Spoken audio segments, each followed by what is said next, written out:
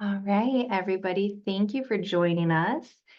Um, this is our first presentation of our fall series, so we're really happy to see everybody back. My name's Samantha Hooker, and I'm going to be the moderator for today's cafe. Some of you may know, but if you don't, the cafe is a longstanding speaker series hosted by the Evaluation Center at Western Michigan University, and we're located in Kalamazoo, Michigan. The goal of the series is to encourage a deeper dive into all things evaluation. To kick off our first presentation, I've added a few links to the chat. The first is to join our Evaluation Cafe mailing list so you can stay in the loop for future presentations.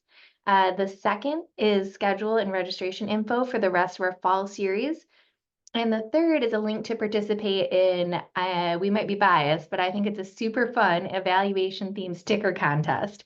I also uploaded a picture of WMU's mascot, Buster Bronco. He has images of our current sticker line up there, so you can see what we've come up with so far. And I will share that again towards the end in case you have missed the links. So before we begin, we do like to take a moment to acknowledge the history of the land that we are on. Western Michigan University is located on the ancestral lands of the Three Fires Confederacy, which was historically occupied by the Ojibwe, Odawa, and Potawatomi nations, and we do honor their stewardship and connection to the land. Today, we're excited to be joined by Michele Girard, the founder of Ivanhoe Development. She's been working with nonprofits for the past 10 years, funding, designing, and evaluating programs, training program staff, and supporting senior leadership teams. She has previously worked as a legislative aide for the U.S. House of Representatives and as a State Department contractor designing educational programming for foreign delegations. She also had some interesting tidbits in her bio about flying planes and making sourdough, but I'm going to let those just come organically. If you have any questions during the presentation today, it's a larger group. Feel free to enter them in the chat. I'll be keeping an eye on those. You can also see a Q&A section if you want to put them right in the question and answer box. And you can use the reaction button to raise your hand at any time. And with that, I'm going to go ahead and hand it over to Michele. Thank you, everyone. I really appreciate being able to be here. I am going to start off and say that I'm originally from New England, and so the way that I speak is very direct, and how I know that I'm passionate about what I do is because I'm very honest about the work that we do and believe in transparency. So I just want to start that with today's call. The other thing I will do is I would like to shout out two of my team members if they could wave. So one is Aoife Ryle, who is our development manager. She knows what's going on with all of our organizations much more than I do. And then Larissa is also on the call, and she does the majority of our grant writing, our program design, and she does some program evaluation stuff too.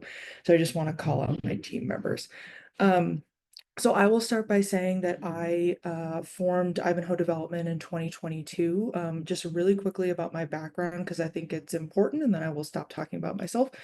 I used to be the development director for the only Section 8 Indigenous Preference Housing community in the urban US. So what that means is it represented 38 different tribes. And I was tasked with being the development director, which for many of you who may be familiar with philanthropic finance, meant that I was also the chief evaluator, right? So my background comes from really grassroots, on the ground, triaged evaluation. And so that will be the lens in which I'm speaking to you today. So just a little background there, and then went to the University of Minnesota, I'm so sorry, for a master's in development. And then I'm at the University of Chicago for another degree in finance. So again, I am a finance person who is also an evaluator. So that's kind of the lens that we're coming from today. So I will start. This is kind of our tagline for what we do for our group. We firmly believe that our clients' evaluation and work that we do for them really is not about us. We're kind of a shadow operator in the background, and want to make sure that our clients and our organization succeed.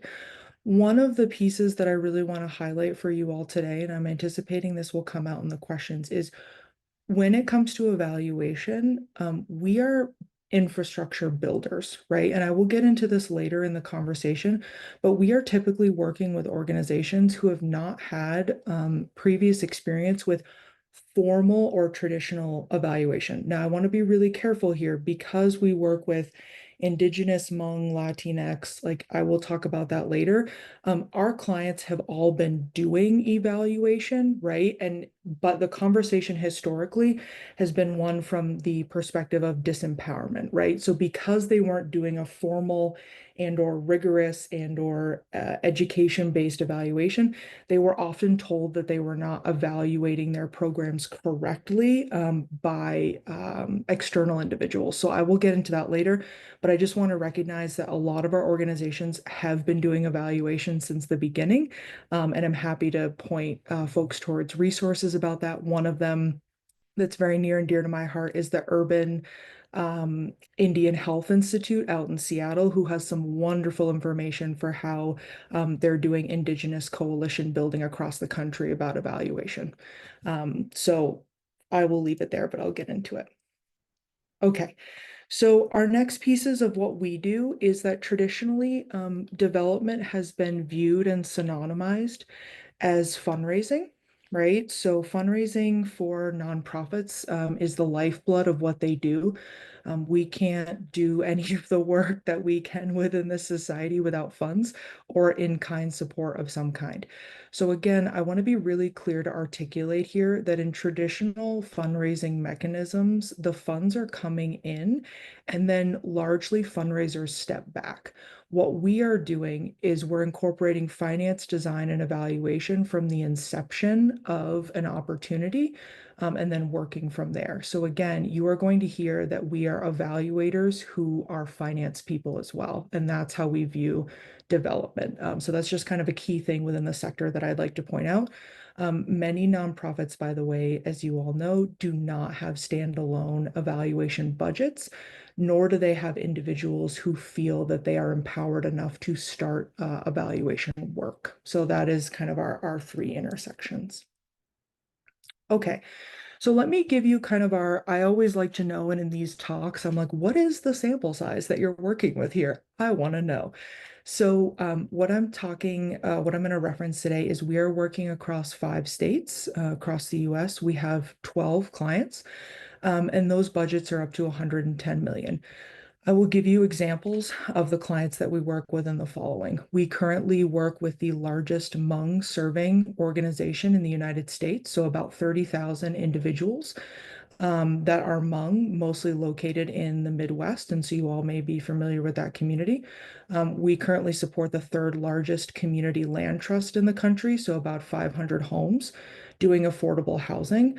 We're working with an organization who is currently financing and helping to support around 262 Indigenous-led nonprofits in the US, and then one of the larger social impact real estate firms, et cetera, et cetera, et cetera. So to give you an idea of the scale of the work that we do, those are some of those pieces. And just to mention, as folks kind of come in and start chatting with questions, I did get permission from all of our clients to talk about the work that we do. If I'm politely deferential, it's because it's about financial information. So I just want to let you know that any of the information I can share today has been given permission by our clients. But if I do not answer a question, it is not because I don't want to, it's because I'm trying to respect their work.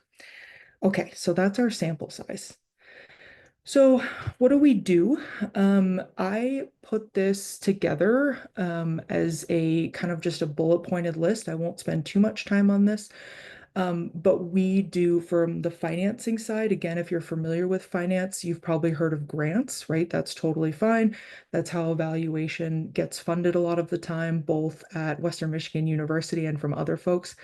But we're also supporting PRIs, MRIs, and SRIs, which, if you don't know, those are loan and grant combinations.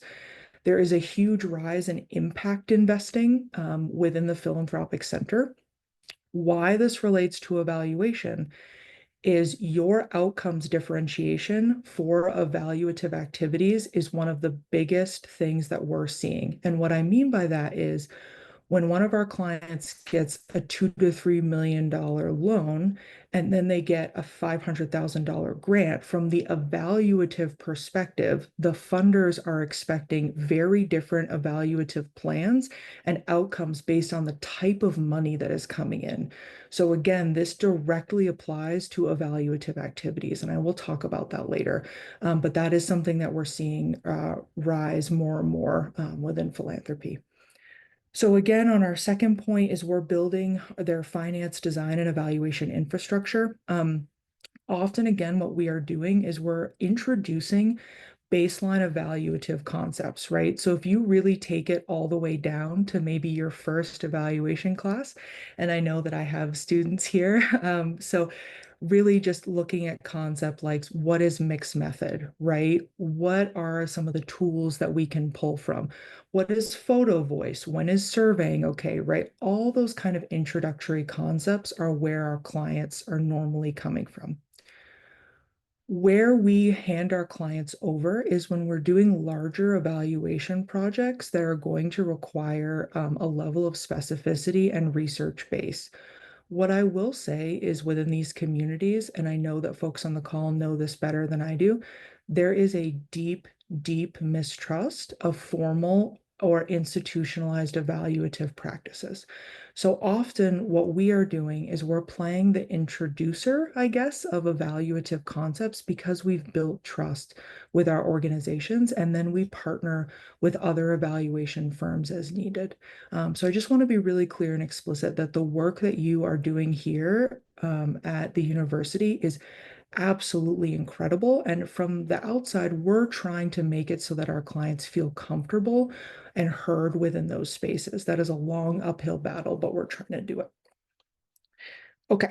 Perfect. And then IFA has made wonderful tools like financial risk assessments, which I know make you all very, very happy, but I will not talk about that now, but we can certainly do it later. So here's just a very, very quick sample client timeline. So we might come into a client where they have very, very little cash on hand. They have done very limited evaluative activities. We're doing risk assessments with them. We're doing financial tracking. We're doing ethical alignment for evaluative activities. What I mean by that is we work with a street-based homelessness group. And so ethical alignment for evaluative activities does not mean that we are surveying individuals experiencing homelessness, right? Ethically, they do not feel like they can offer a significant enough gift or value of their time to do that, right? And so for each organization, incentivization looks different within those ethical barriers, but that's what we're doing. Then we're creating relationships with funders who may fund their evaluative activities, they may fund their operations, all that stuff. And then we're expanding services and deepening their design. Then we're getting them ready for large investments, right? And so what does it look like from the evaluative perspective to steward those large investments? What evaluative infrastructure do they have to have in place in order to be ready to accept major financial backing? So that's just a sample client timeline, and I can talk to you about more how it ties to evaluation. But I hope you see the threads of connection between all these things. So the next one is, I've mentioned this a little bit, but I want to really drive it home, is we are introducers of evaluation. We are builders of basic infrastructure. I've already mentioned that. The point that I cannot hit hard enough, which is this third point, when it comes to evaluative work, nonprofits are largely reactive to activities. What I mean by that is the funder is typically the first person or first group that brings up the fact that these organizations need to conduct evaluation. So what is happening now is that nonprofits are having maybe 6 or 7 forms of funding, and they are having to develop 6 or 7 discrete evaluative plans based on funder need. I will politely offer this as an interjection because this is what we are going to do as our group. We understand that funders need certain metrics. That is not going to change within the financial infrastructure that we have in this country. However, we are trying to move our clients to have proactive evaluation plans. What I mean by that is they are evaluation plans that are funder proof, right? So we're looking at and seeing before you get money involved, right? What does the evaluative practices and plans need to be? And then we will subsequently share that information with funders. I am happy to talk about the mechanisms and tools that we're doing that through, one of which is data sovereignty. If you're not familiar with that as an Indigenous led concept, I'm happy to talk about that later, but that's just one thing that we're doing, right? So again, we are trying to make evaluation not as funder driven. Now, in practice, Aoife and I can talk with you about that, but that is the goal that we're doing. The last thing, and I've already hit on this, but it is really the empowerment support. So a lot of folks, and we've done trainings with people, all those things. I cannot tell you the amount of times that we're sitting in rooms and folks say, I didn't go to school for evaluation. I am not an evaluator. It is incredibly disheartening to hear. And although we want to respect the institutional knowledge like you all have at Western Michigan University, we also feel that community members have just as much value to bring to the evaluative table. And I know when talking to Samantha, that's one of the concepts and grounding factors within the evaluation cafe that you all are holding, right? So again, we're hearing this over and over and over again that folks feel that they are not an evaluator, so they do not enter into that process. It's incredibly disempowering, and Aoife and my team and I are trying to change that. But that's often what we're doing is coaching people. We like to say that we're evaluation therapists to a lot of our clients. And so, yeah, that's just something very important to think of. So what I want to talk a little bit about here is just two concepts. One is going to be risk tolerance. What I mean by that is for evaluation, think of every different funding project on a sliding scale. So when you think of evaluative activities, what we would refer to as a low risk evaluation plan is a project that takes mostly quantifiable factors, excuse me, and our clients simply need to report on them, right? There's not a lot of risk involved. There's not a lot of evaluative creativity that needs to happen. It is usually simply how many people did you serve, how many folks showed up to events, all that kind of stuff. As you slide along the scale with certain funders, there becomes a kind of a precedent that organizations need to take more evaluative risk. And what I mean by that is usually that is synonymized with higher qualitative tools, higher qualitative methodologies, and really a creative approach that's doing mixed methodological systems. Now, to all of you sitting in this room, I know that that's not risky, but from the funder perspective, from these major foundations like MacArthur or Bush or anything like that, they're viewing that as, oh my gosh, we're going to evaluate if a program went well on $1 million investment by our clients doing. We had folks submit a drum circle song, right, from one of our Indigenous communities. So they're thinking, oh my gosh, we're going to evaluate if this program did what it needed to on $1 million with a song, right? Now, we all know that that is incredible evaluative data, but within the historical systems that we're operating in, that is something to funders that's very risky. The second thing that I'm going to talk about really quickly is evaluation triage. And so again, these are resource scarce organizations. So often what we're doing is we're triaging needs and saying, okay, what are the basic tools that you need to become comfortable with to quote, get away with or start your evaluative work? That may be from the very basics of survey design to training folks about how to conduct an interview. And again, the reason that we're triaging these processes is because of resources, right?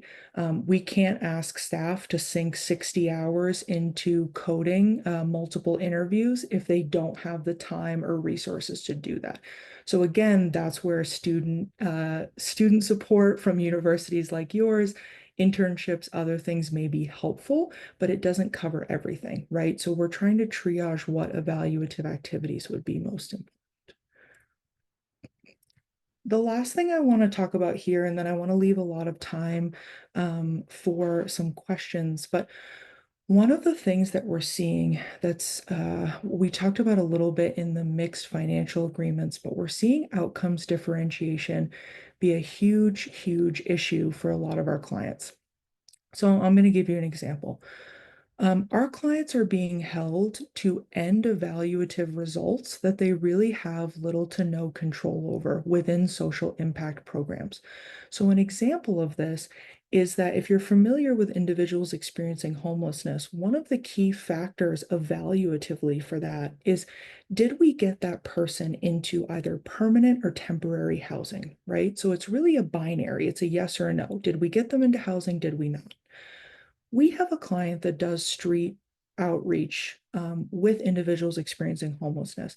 So, what they're doing is they're interacting with that individual 17 or 18 times to try and move them forward within that housing process, right? So, maybe they get them a license, maybe they talk to them about their mental health struggles, right? And that leads them to go to a shelter where they then fill out a housing application, right?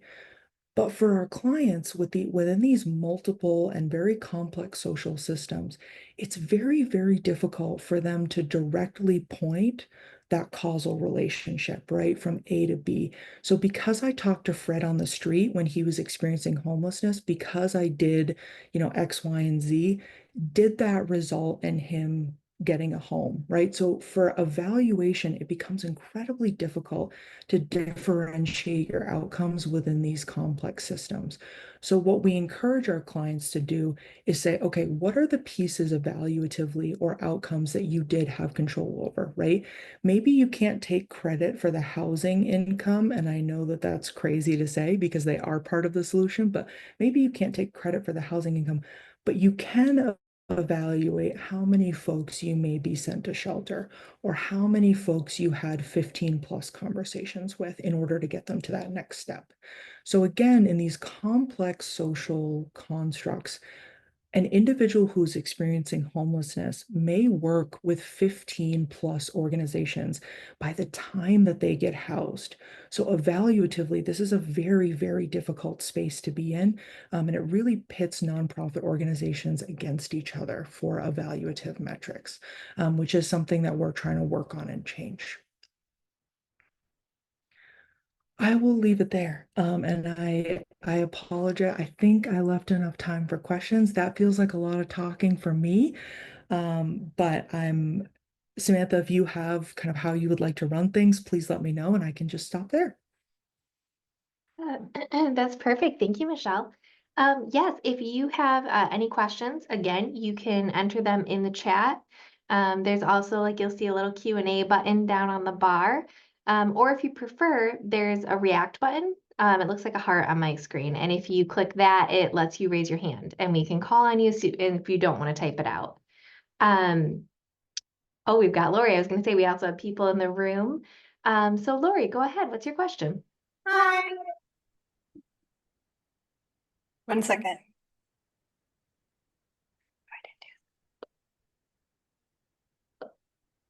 Okay.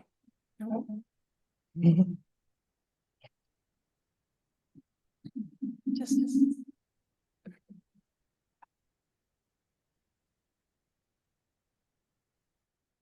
Okay. Can you hear me? Yeah, Okay, so sorry about Yeah. that. I had too much audio happening. Okay, so well, thank you for doing this, Michelle. I really appreciate it. This is Lori here in the Eval Cafe room. And I wanted to clarify, we do have people from all over, probably all over the country here, not just from Western Michigan. So you got a diverse audience. So related to the last point you just made about these difficult, differentiating outcomes and all these, metrics, what makes sense to measure, and then the idea of nonprofits being in competition. Have you ever worked in a space where there was an attempt to do shared measurement? And if so, how did that go and how did you deal with that? And if not, just whatever you want to comment on that and the prospect of that. Yes. Oh, I love this question. Thank you. Yes. So we have worked kind of in what we would call nonprofit cohorts. And so what I mean by that is we're bringing together multiple nonprofits who are sharing similar outcomes with individuals that they're trying to serve in a population. What that requires evaluatively is a really high level of infrastructure setup. So that's not simply just MOUs, that's talking about how evaluation is conducted, who's going to research and come up with what outcomes, all those pieces. So from the financial perspective, we think it's wonderful because it's often more financially efficient for organizations to come together. And so we're encouraging our clients to do that in several different arenas. If we have time, but Aoife and Larissa and I can give you examples of that. One of the tools that we're using, Lori, is a partnership index where they're scoring those intangible elements like trust, reciprocity, historical understanding of cultures, so that when opportunities for finance or evaluation projects come up, we have the partners that we know that we're going to go to that we can trust. And so, yes, we are seeing that as a trend within the nonprofit sector right now. Does that answer your question? Okay, perfect. You will see me say that because it is a pet peeve of mine when someone answers something you're like, you didn't answer my question. So, yes. Okay, perfect. Oh, great. And we have a couple more hands raised and one in the Q&A, so I'll just keep them coming. Elizabeth, do you want to go ahead and ask your question? Sure. So I work at a nonprofit in Metro Detroit, and one of our signature programs is job training. And most of the people that we provide training for are unemployed. And you were talking a little bit about making sure that the deliverables that we set are things that we can realistically control. And our deliverables are all quantifiable right now, and one of them is job placement, and also we have like 3 month stability within their job. They're maintaining their job for certain periods, all those kind of things. But some of the people who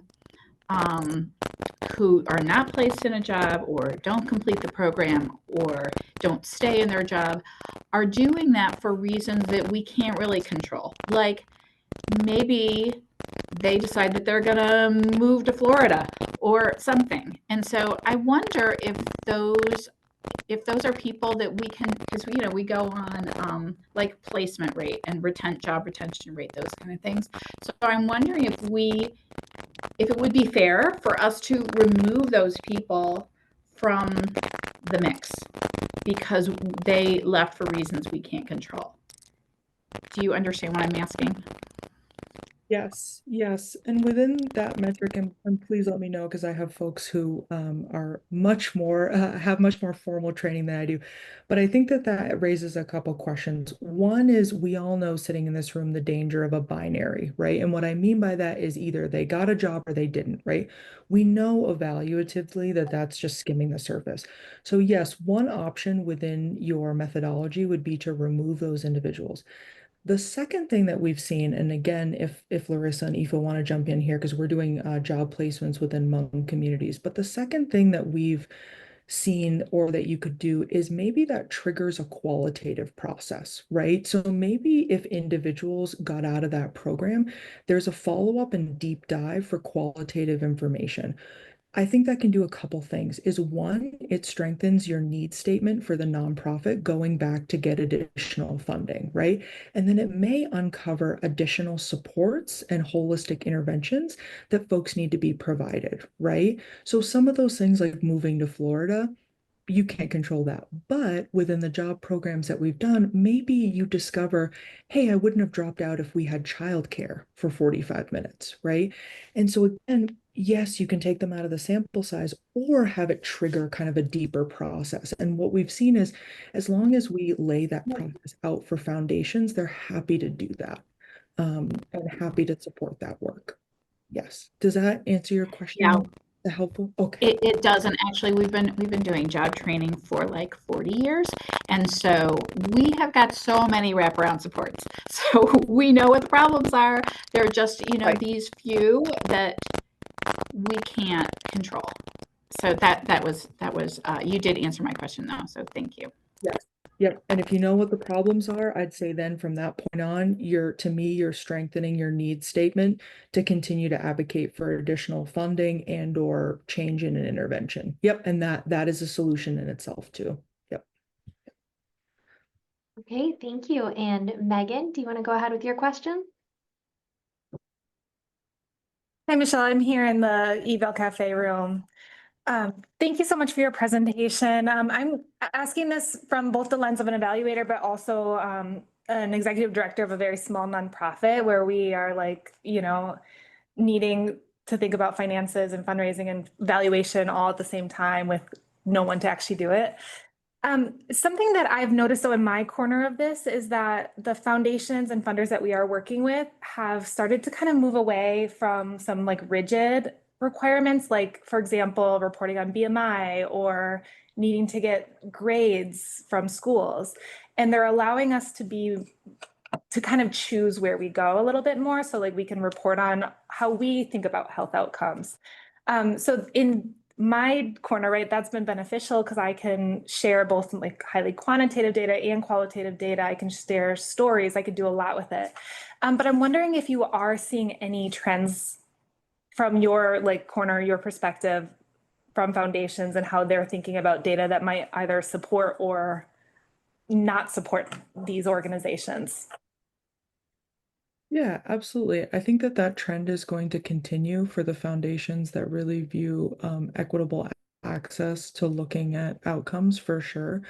One thing I would say on that, and it sounds like you're absolutely approaching it from the correct perspective. One of the things that we tell our EDs is, again, going back to my risk tolerance scale, just because you're allowed to engage, not allowed to, that sounds bad, but you know what I mean, engage in activities that could lend you more evaluative creativity, that doesn't mean that you do less or that they're expecting less, right? And that's a pitfall that we see a lot within evaluative work, right? Where they say, okay, we're kind of being lended this high level of creativity.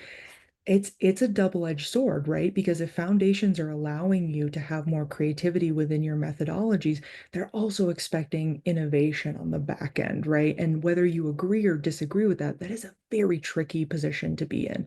So we're having to come up with tools like financial ripple effect mapping, which I can talk to y'all about, but I'm sure that you know ripple effect mapping is a tool, but we're having to come up with solutions to effectively communicate, right? Because foundations have that expectation that with creativity needs to come innovation. Does that answer your question?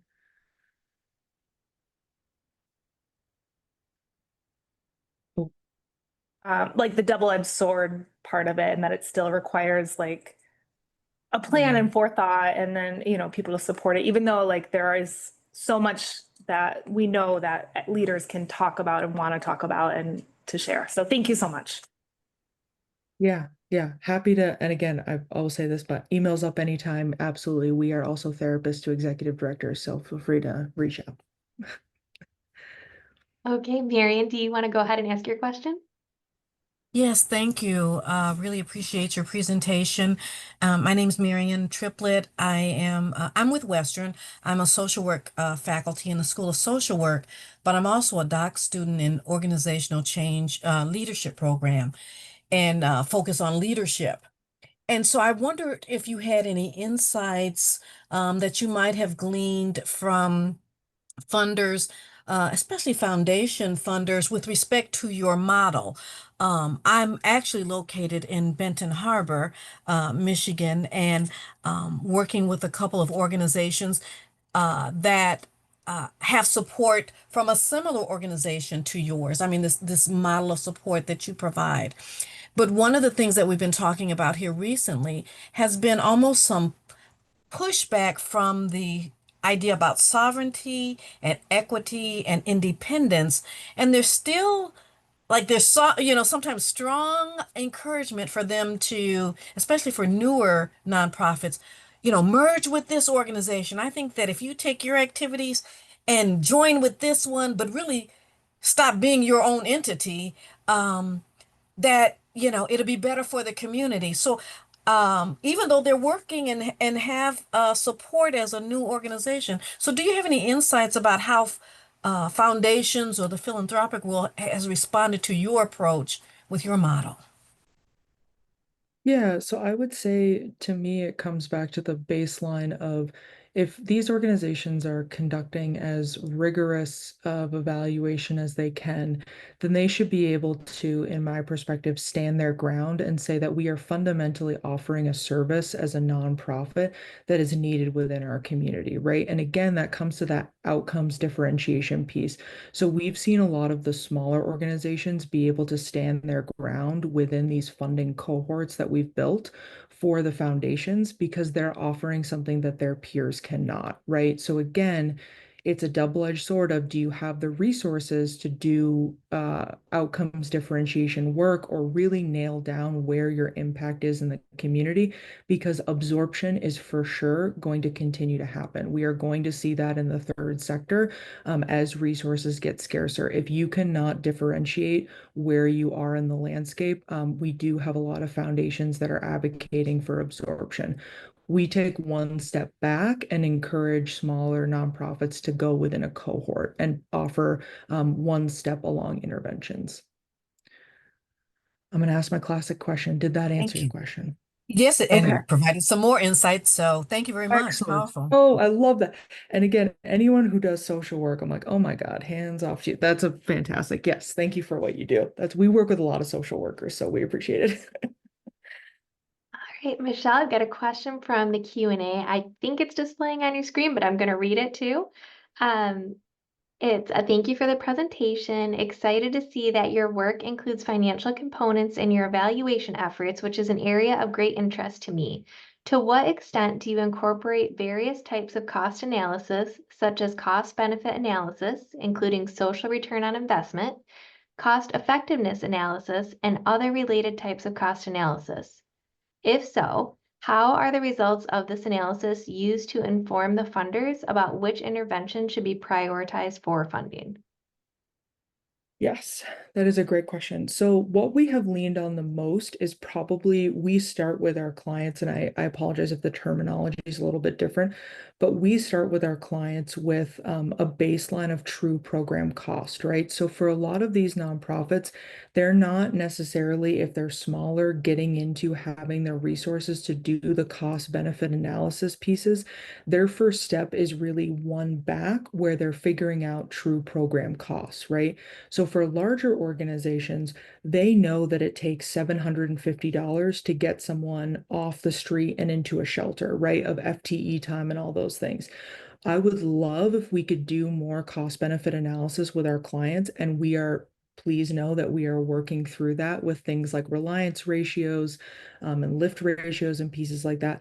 But typically for the first couple years we're working with an organization, we're really focused on true program costs. And then after that, we get into the cost benefit analysis. So I think with a couple of our real estate organizations, we're starting to have those conversations.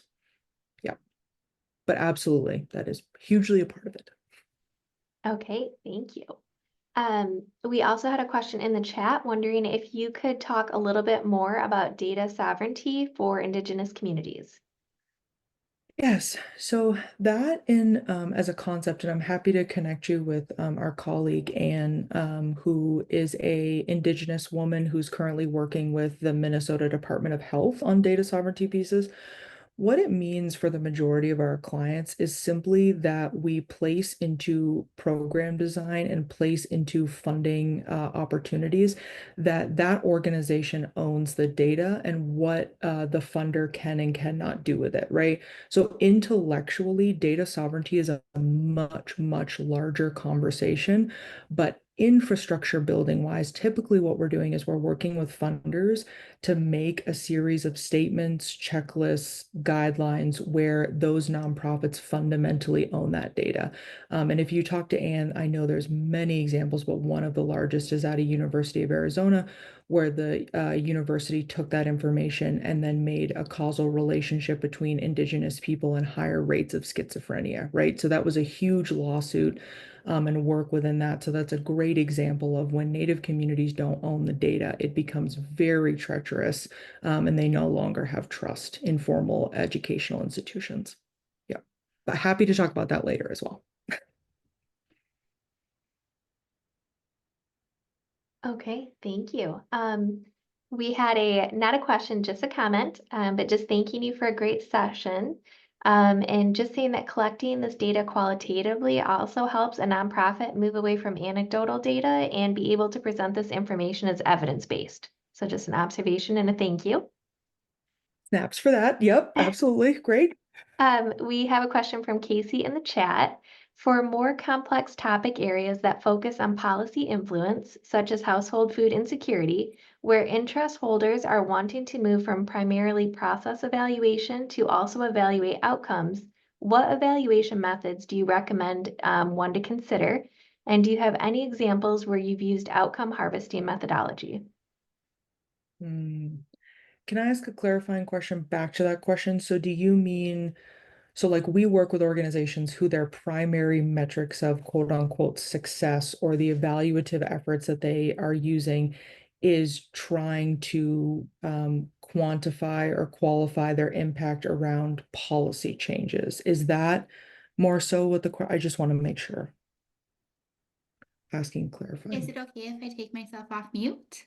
Yeah, perfect. Thanks, Casey. Okay, yeah. perfect. Yeah, so I work for public health in Canada, in Ontario, and we have a very big focus on household food insecurity, and we have moved towards policy influence and a lot of advocacy type efforts, as opposed to focusing on things that our partners do, such as community gardens and those types of initiatives, and food banks.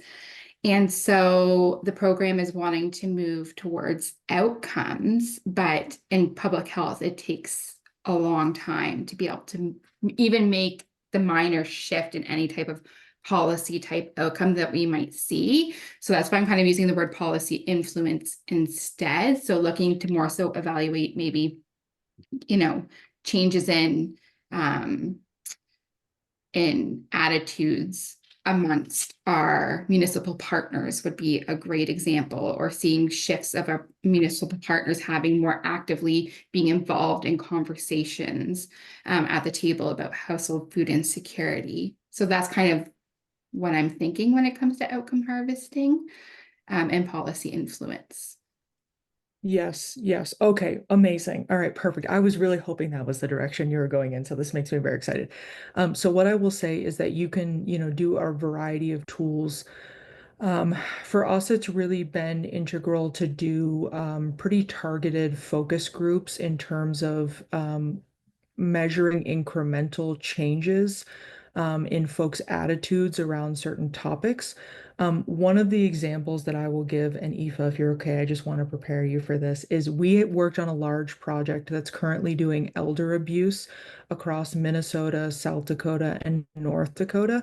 And our primary objective is policy change for that. So, Aoife, I didn't know if you just wanted to give a couple examples of kind of the outcomes or metrics of success that we've used that may be helpful to this question. Yeah, Casey, you bring up such a good point, because that is the conversations we've been having of some of these changes are going to take years to see in action. But obviously the funders want an answer every quarter about what we're doing to move the needle. So we've built kind of a scorecard where we're tracking things like meetings that legislators are having, the number of, so whether that's like with our client or with other advocacy organizations or coalitions. So we are using that to be able to track their openness and willingness to engage in these types of initiatives and issues. We're also tracking numbers of community members who are involved. So whether that's offering testimony, meeting with legislators and things like that, to track the community engagement directly with their public policymakers. And then this organization does do, and I don't know if this is what you're doing, does do quite a bit of work drafting and supporting bills and legislation as well. So tracking that as well, because we don't just want to track bills that pass, because there, as you know, so many factors involved. So we're tracking all the stages of that process, which include that drafting process. How big of a coalition are they willing to build and listen to? Are they willing to build committees and give those committees certain levels of power? That's indicative of how engaged they are. And then for this organization as well, because they are looking to basically use public policy to change industry standards. So we're also then tracking industry outcomes, and then trying to tie those to changes in public policy and transparency. So if we can draw that change, that's an outcome as well, right? If we're changing what the industry, this is the long-term care industry because it's about elder abuse.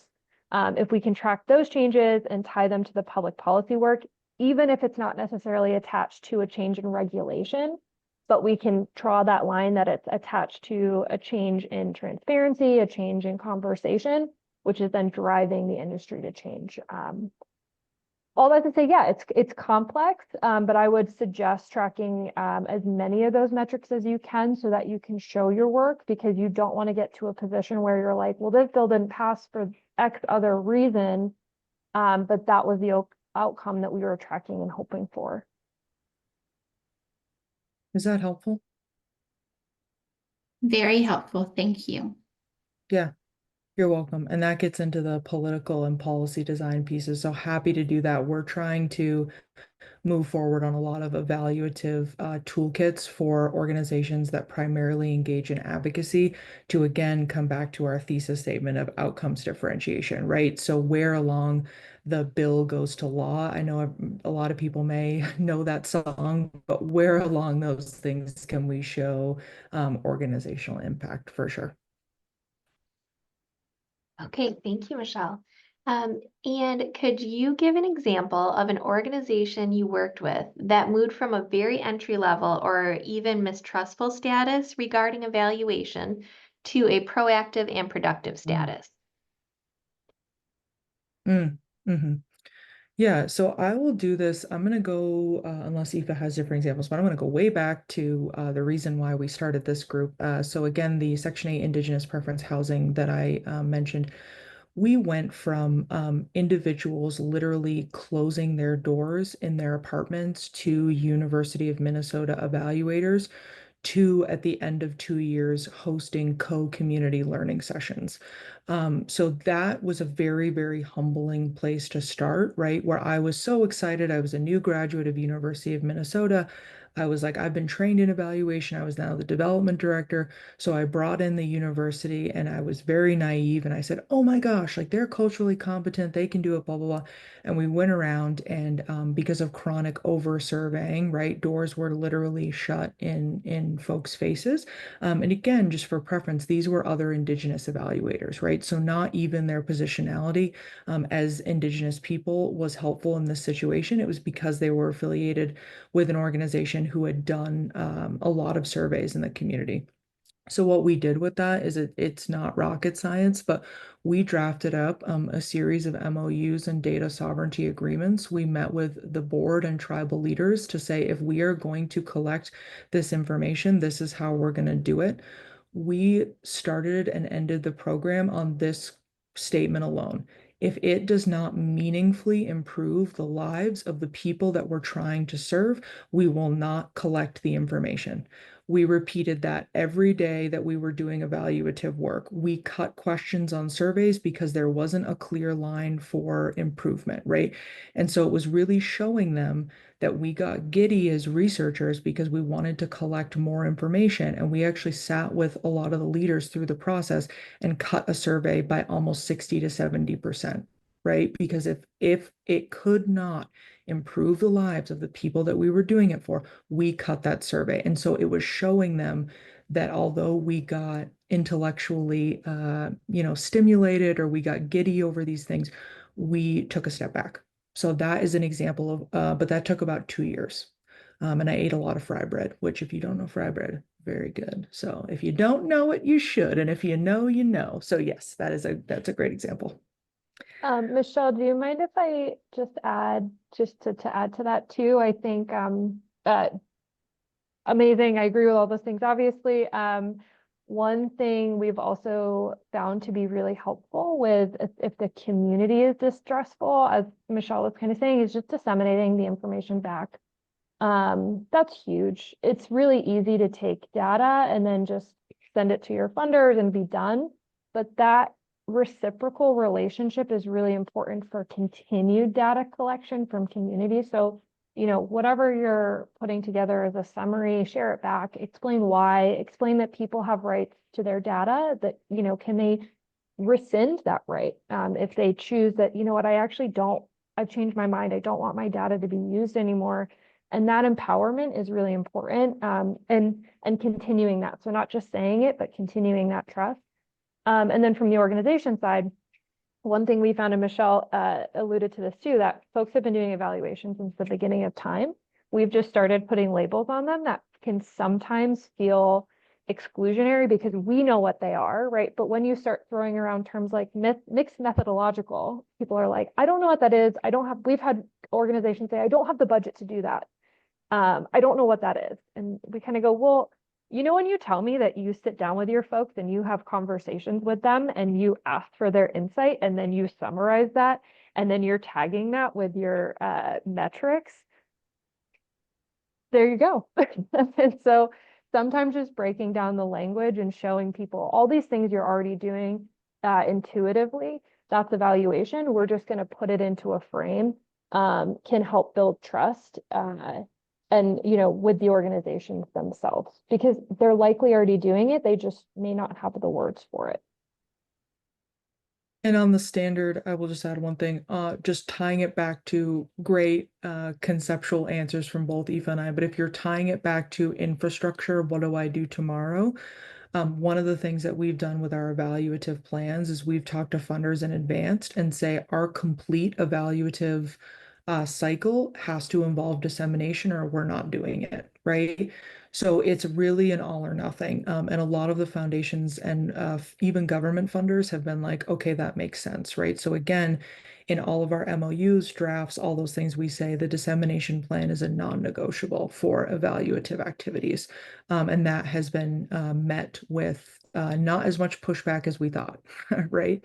And so yes, that's a key piece too. Okay, thank you, Michele. That was actually the end of our questions, which is pretty much perfect timing.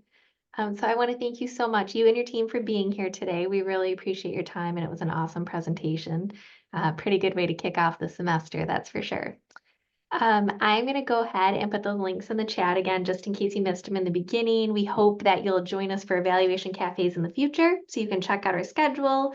You can register for our emails about our upcoming evaluation cafes. And if you're feeling like a creative evaluation professional, go ahead and join our sticker contest. So thank you so much to everybody. We'll have a recording of this shortly in case you want to reference it. That will be on our Evaluation Cafe website, which is linked in the chat. So thank you, and I hope you have a great rest of your day. Thank you. Thank you.